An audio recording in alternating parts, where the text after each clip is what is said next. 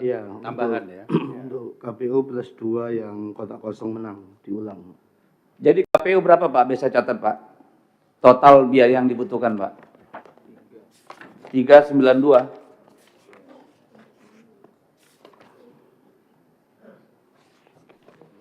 Benar Pak, 392 miliar. 392, 333 sekian.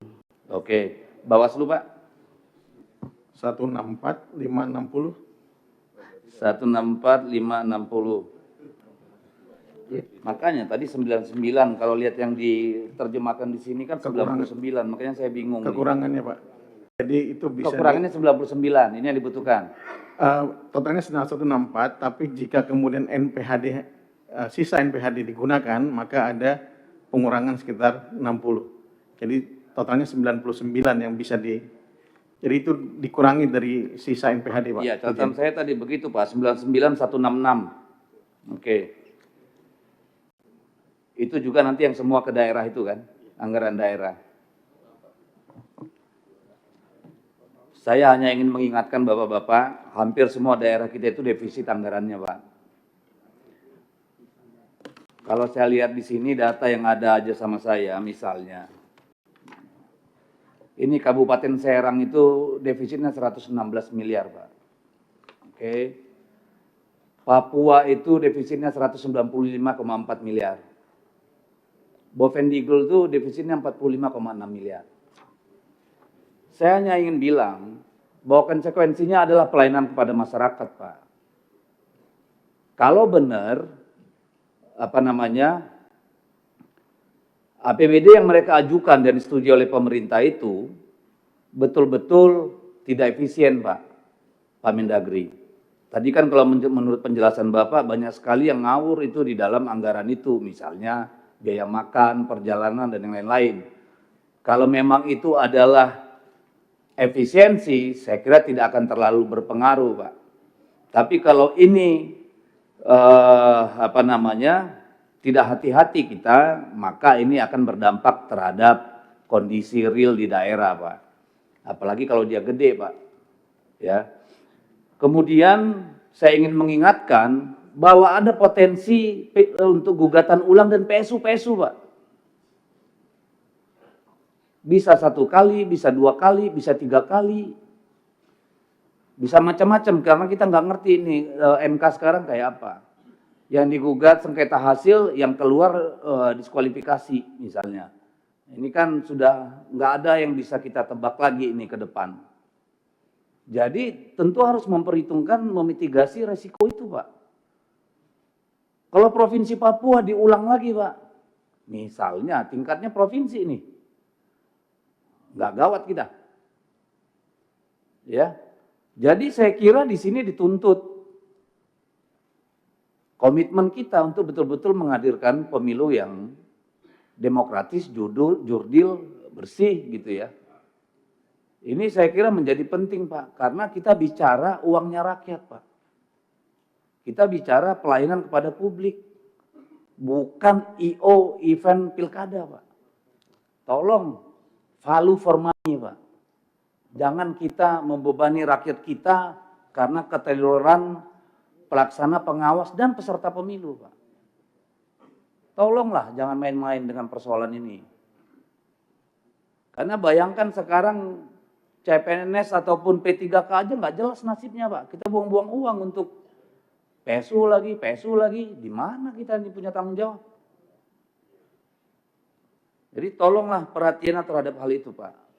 Yang ketiga, pertanyaan saya, apakah ini hari libur, Pak? Yang bukan Sabtu Minggu nanti.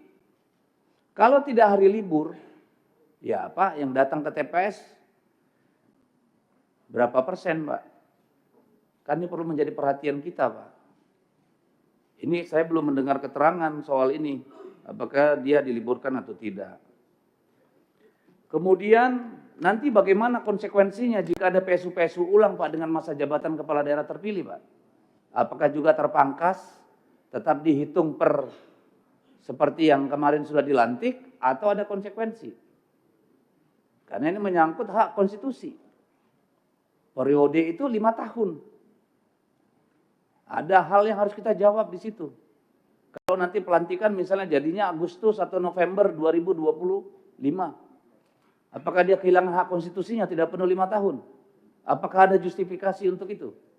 Kan perlu dipikirkan. Ya. Lalu kemudian nih kepada KPU Pak, tentang kampanye dan tahapan.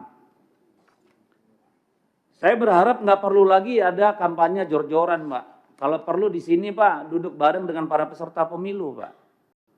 Yang paling penting itu seluruh rakyat di daerah itu, seluruh pemilih tahu siapa pasangan calon dan apa yang diperjuangkan. Dan itu bisa lewat brosur Pak. Dipastikan setiap rumah mendapatkan itu Pak. Apalagi yang yang tidak mengganti pasangan calon atau hanya wakilnya yang diganti Pak, nggak signifikan Pak. Untuk kemudian tahapan pemilunya seperti tahapan pemilu yang normal Pak. Ini tolong jadi perhatian Pak. Supaya apa? Kita bisa mengawasi pemilu itu lebih bersih Pak. Karena kalau terlalu ramai di lapangan Pak, yang bermain politik uang dan sembako nggak terdeteksi Pak. Tapi kalau dia betul-betul di-manage kampanyenya, kita bisa berharap pemilunya jadi lebih bersih. Itu kalau menurut saya. Yang kelima, saya ingin mengingatkan bahwa efisiensi jangan mengorbankan kualitas Pak. Ya, karena resikonya nanti ngulang lagi, rugi juga kita. Jadi efisiensi itu betul-betul tetap dengan konsep tadi value per money, tapi kualitas tetap. Ya, jangan sampai hanya efisiensi, tapi hasilnya nanti di belakang kita ngulang-ngulang lagi. Yang terakhir nih ke KPU Pak. Apakah calon yang baru, kan ada juga tuh yang calon bupatinya diganti, itu ngulang dari awal enggak Pak? Visi misi segala macam Pak. Karena beda orang kan tentu sudah beda konsep berpikirnya Pak. Jangan sampai nanti mereka digugat lagi ke KPU karena menyertakan dokumen yang lama. Di mana orangnya sudah berbeda. Nah, diputus lagi sama MK tuh. Diskualifikasi lagi. Tolong hati-hati dengan hal-hal seperti ini Pak. Ya, soal-soal legal administrasi ya yang seharusnya bisa dicegah, jangan sampai nanti berakhir di di PSU maupun di Mahkamah Konstitusi dan hasilnya kurang baik.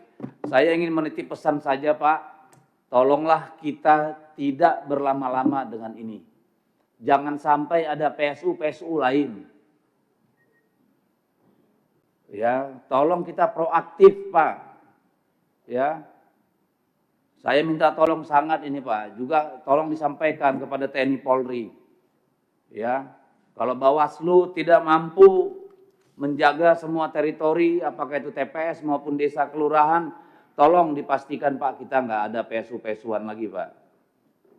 Ya, karena setiap PSU itu artinya mengambil haknya rakyat Pak, mengurangi pelayanan publiknya Pak. Ya, saya kira itu dari saya pimpinan. Terima kasih.